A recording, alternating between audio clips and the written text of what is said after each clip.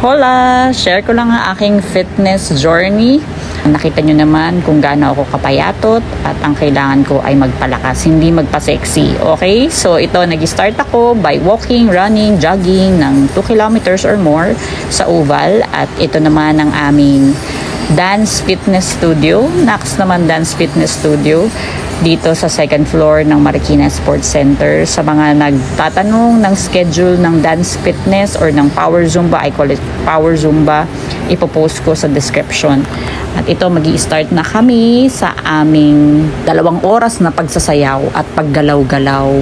Ako po ay hindi runner talaga, kaya mabagal ako. Hindi rin ako dancer, kaya hindi rin ako magaling sumayaw. Ito sa point na to, nakaka 1 hour na kami ng pagsasayaw. Kaya konting pahinga lang dyan, as in minuto, 1 minuto lang siguro. Tapos syempre, konting kulitan. Say hi to the vlog. Hi vlog.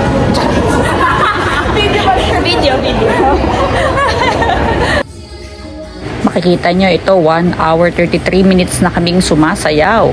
Napakagagaling po nila. Ako talagang gumagalaw lang ng gumagalaw. Eto, sampulan ko kayo ha ng aking kailangan talagang palambutin ang mari nyo. Talagang walang ka grace sumayaw. Basta ako'y galaw lang po ng galaw.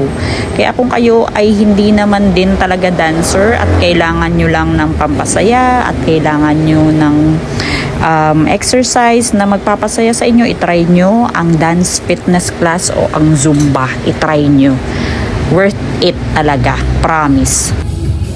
So, kailangan ko lang speed up yung video kasi baka makapiright ako. But anyway, yan makikita nyo naman, galaw lang ng galaw ang tita nyo.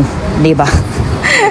Kaya sana ay mahanap nyo rin itong ganitong klaseng exercise na magpapalakas sa inyo at magpapasaya, 'di ba? Kung kailangan magbawas ng timbang, maaari din tong gawin, sumayaw-sayaw para magbawas ng timbang. Ako kasi ang aking goal ay lumakas ako.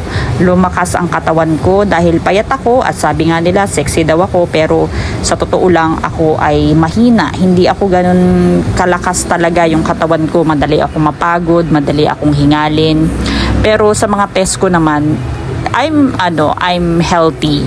I'm 100% healthy. At my age, in my 40s, I'm generally healthy. Pero ang napansin ko sa sarili ko, sa katawan ko, kaya rin ako payat dahil hindi ako mahilig kumain. Sa totoo lang, may mga kinakain ako na kapag gusto ko, ang dami kong nakakain.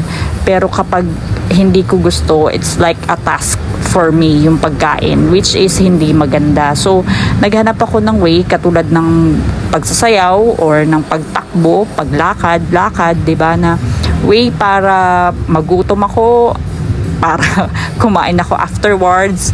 And I think this is the perfect exercise for me dahil ito ay isang community, marami akong kasama, hindi ako nag-iisa. Isa kasi akong extrovert talaga, so kailangan ko talaga ay tao para magkaroon ako ng energy ba.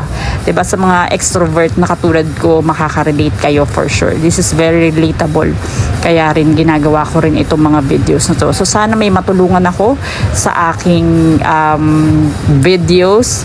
Ito, pakita ko lang yung aking friends. Nakatapos na kami ng 2 oras na pagsasayaw nito. Say hi to the vlog. Thank you. Bye. 2 oras yun Zumba Tita Journey. Anong day na ba ako ngayon? Makanda. 13? Yes, today is Sunday. Yee! Grabe yung 16,000 steps. 2 oras na Zumba, 2 kilometrong lakad. Kanina takbo yun. Happy Sunday. Celebrate what your body can do. Celebrate natin yan. In our 40s, kaya pa. Salamat sa Diyos.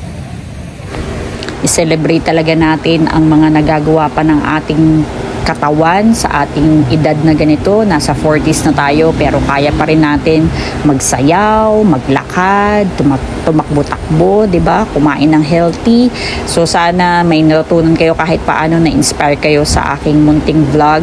At ito sinishare ko sa inyo. Ito yung aking fitness watch. Xiaomi yan.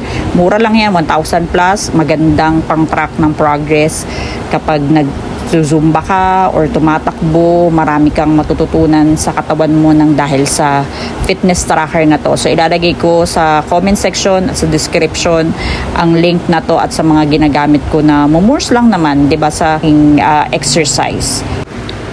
Bye for now and subscribe to my channel for more contents like this sa pamumuhay sa Pilipinas. Maraming salamat. God bless you all, mga mare at pare. Bye!